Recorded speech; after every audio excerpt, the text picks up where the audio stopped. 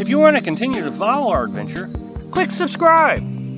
So you don't miss anything, click the bell notification. Awesome road, subscribers and followers.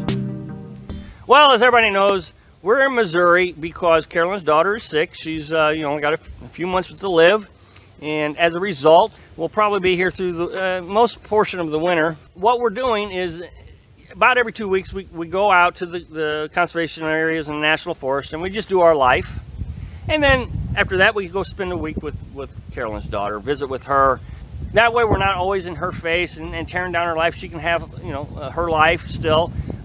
So what I do while Carolyn's visiting is I'm moving around from campsite to campsite to campsite. Just trying to keep everybody happy. The neighbors aren't very happy with us parked outside the yard with this big camper, and it just causes more problems than it's worth. A lot of people say, well, don't worry about him, he needs to understand, go talk to him. Well, I have talked to him and I was very polite about it, and he said, well, that's not my concern, we'll take it up with the police. Well, the police came out, and sure enough, I didn't do anything wrong, but now my concern is he's so angry that he might actually do something to the truck or the camper that I'd rather not have done. So just to keep the peace, we've been moving around. Then trying to find campsites to stay at night in her general vicinity for those 5 or 7 days is not very easy either. We've gotten into a routine now where we found enough spots that we can stay just for the night and then move on in the morning. So, things are starting to get easier for us. But one of the things people have regularly suggested was put an ad out on Craigslist that we'd like to have, spot to stay at your house to hook up to and have water and electric. And well, there's several things that I just want to clear up with this. We're not going to. First of all, we really like coming out to the national forest, and if we had to pay rent, then we'd be stuck in this guy's yard. Last year, when we lived in the pop-up camper, we knew someone who knew someone that let us stay in their yard. It was $150 a month, and it was a really good deal. We was able to hook up to the electric, come and go as we pleased, and they have water. It turned bad pretty quick. Now, I've never mentioned this before, but this is why I'm not in a big hurry to go talk to a total stranger. This was a friend of a friend. Well, I don't know if it was a friend, but an acquaintance of a friend who suggested that we go stay here. We paid the $150. He gave us a spot behind the shed. It was perfect. It quickly became apparent that it wasn't perfect anymore. His son came up to us, I think the next day. Now, I'm not a big fan of illegal drugs, even the ones everybody thinks that should be illegal. Some states have made this substance legal. A lot of people use it for medical. Some states are passing it for medical. But I'm just not of that kind of person. And I don't want the comments. I will delete any comment that talks about how I need to get on board with this. I'm just not into it. My own personal belief. Well, his son comes up to me and knows that our daughter's sick. And he immediately starts telling me that I got to do this, I got to do this, I got to use this substance I got to buy it for, I got to use this. How do you tell a guy no when they absolutely don't want to hear the word no? And of course, it turned into a religious conversation. It was just something I didn't want to have to deal with on top of dealing with Beck being sick.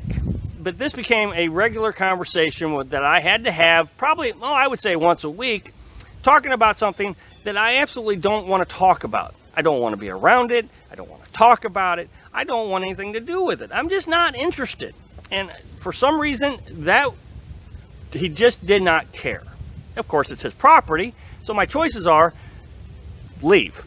Well, I already paid my rent. So what are you going to do? You have to stay. Over the next several days, we began to realize that it wasn't just conversation. They actually had traffic coming in and out of their house. And of course, we began to get very suspicious of this activity. We were actually worried that, what if the police showed up? Are we implicated in this because we're living on his property? It was a scary situation, and we already paid. So, I don't know what we could have possibly done or interviewed. I'm sure a lot of people are going to have all kinds of suggestions on what we should have done and how we can do it. But the thing is we didn't know. We were more worried about trying to save our daughter's life with chemotherapy than we were trying to figure out if we were going to go to jail. You have to prioritize things in life. I didn't want to talk about it. I definitely didn't want to see the traffic in and out of the house. Well, even over time, I began to see people actually doing the substance. So, I mean, it was just really bad deal. So over the next few weeks, we started meeting some of these people that were coming in and out of the house. Now we're having more conversations about a substance I don't want to ever talk about. People saying, oh, you should come over to our place. We got this and that and this and that you can hook up to. Because, I mean, they wanted us to pay them rent, of course. Just very uncomfortable. Very uncomfortable situation.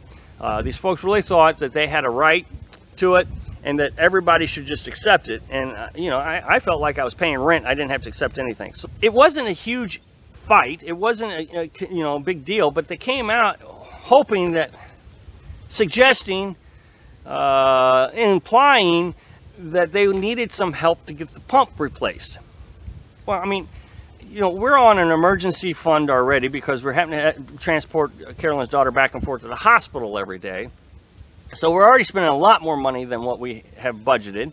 And now, we're renting a place, and now they're suggesting they need help getting water turned back on, which was part of the rent that I originally paid. Now, of course, all this is just a handshake deal. There are no contracts, no lawyers, none of this. I wasn't comfortable at night when the traffic lights, it was out here in the middle of nowhere, but the cars would come in and lights would shine in. So for me to put an ad out on Craigslist and to go into someone's yard who I absolutely don't know, there's just a lot of concerns for me. What if it wasn't just that particular substance, which a lot of people think should be legal? What if it was a bigger substance, more illegal substance, ones that are killing people? So no, I don't want to put myself in that situation. It's bad enough when we come out here in the National Forest and you run into bad guys. You can leave because you haven't paid rent. You're not fixed into a lot of money into it. You can just leave. Thank you for the suggestion, though. Thanks for watching. Quick like if you like the video, and happy travel.